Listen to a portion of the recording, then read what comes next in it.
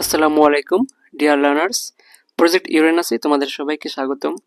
আজকে আমাদের টপিক হচ্ছে উইলিয়াম শেক্সপিয়ারের sonnet 18 shall I compare thee to a summer's day. তো প্রথমে একটি কথা বলে রাখি, এই পুরো কবিতাটিতে কবিতার একজন বিশেষ বন্ধুর সৌন্দর্যকে একটু বিশেষভাবে তুলে ধরার চেষ্টা করেছেন। তো শুরু করা যাক।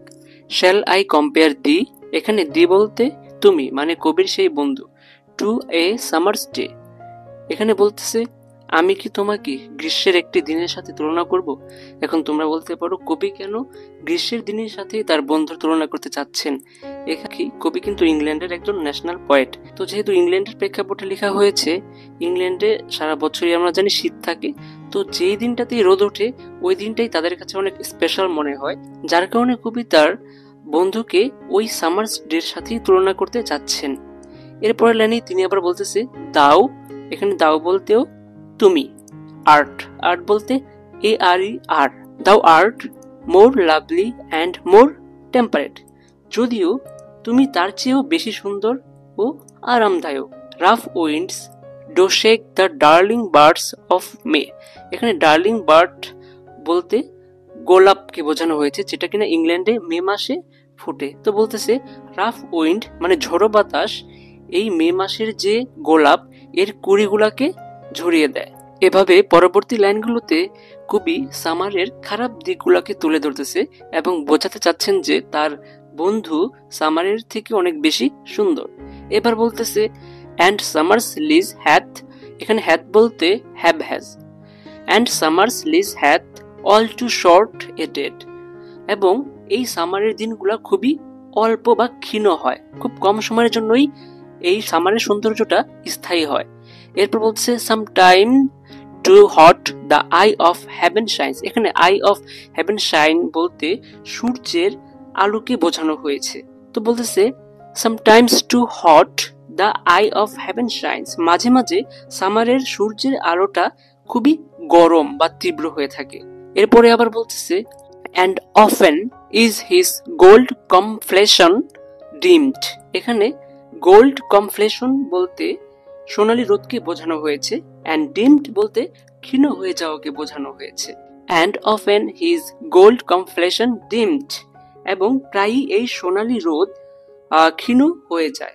এই যে সামারের সৌন্দর্যটাই মূলত এই সোনালী রোদটা, কিন্তু এটা বেশিক্ষণ স্থায়ী হয় না, এটা আস্তে আস্তে ক্ষীণ হয়ে যায়, কিন্তু তার বন্ধুর সৌন্দর্য কিন্তু ক্ষীণ হয় না।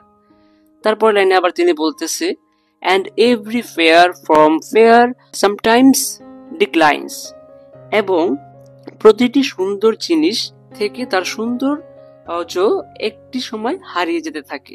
এই সৌন্দর্যগুলা কিভাবে হারিয়ে যায় এটাই তিনি পরবর্তী লাইনে আবার ব্যাখ্যা করতেছে। দেখো বলতেছে by chance or nature's changing course untrimmed, by chance কোনো ঘটনাক্রমে বা প্রকৃতির পরিবর্তনের কারণে এগুলো বলতে এই সৌন্দর্যগুলোর পরিবর্তন অটোমেটিক্যালি হয়ে যায়, প্রাকৃতিকভাবেই হয়ে যায়। But thy eternal summer shall not fade, এখানে দাই বলতে তোমার, অ্যান্ড এটার্নাল সামার বলতে কবির বন্ধুর চিরন্তন সৌন্দর্যের কথা বোঝানো হয়েছে। But thy eternal summer shall not fade, কিন্তু তোমার এই চিরন্তন সৌন্দর্য কখনো নষ্ট হয়ে বা ক্ষয়ে যাবে না। nor lost possession of that fear thou ost, অথবা তোমার ভিতরে যে সৌন্দর্য আছে তুমি তা কখনোই হারাবে না। nor shall death brag thou wanderst in his shade, এখানে ব্রেক বলতে পাকড়াও করাকে বোঝানো হয়েছে। nor shall death brag thou, এমনকি মৃত্যুও তোমাকে তার ছায়াতে নিতে পারবে না বা পাকড়াও করতে পারবে না। when in eternal lines to time thou growest, যখন কবিতার এই লাইনগুলোতে তোমার সৌন্দর্য যুগ যুগ ধরে বৃদ্ধি পাইতে থাকবে। কেননা কবির বন্ধু এবং কবি তারা যদি মারাও যায় তাদের এই কবিতা কিন্তু চিরস্থায়ী থাকবে, যার কারণে এই কবিতার মাঝে তার বন্ধুর সৌন্দর্যটা যুগ যুগ ধরে বৃদ্ধি পেতে থাকবে। so long as man can breathe, যতদিন মানুষ নিঃশ্বাস নেবে মানে বেঁচে থাকবে, or eyes can see, বা মানুষ চোখে দেখবে, so long lives this, ততদিন কবিতাটি বেঁচে থাকবে। And this gives life to the. এবং এই কবিতাটি তোমাকে জীবন দিয়ে যাবে। তো এই ছিল আজকে আমাদের সনেট 18।